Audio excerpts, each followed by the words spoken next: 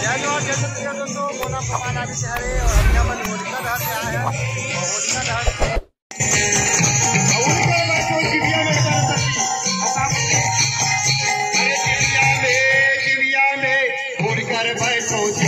सरस्वती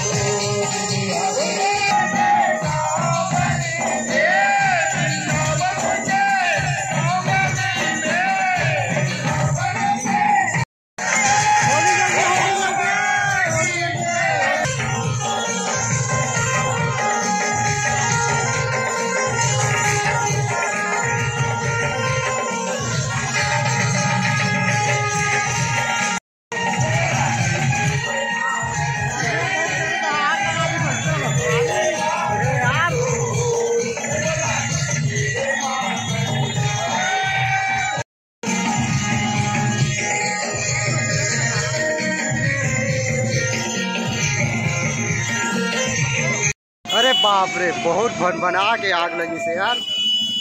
देख तो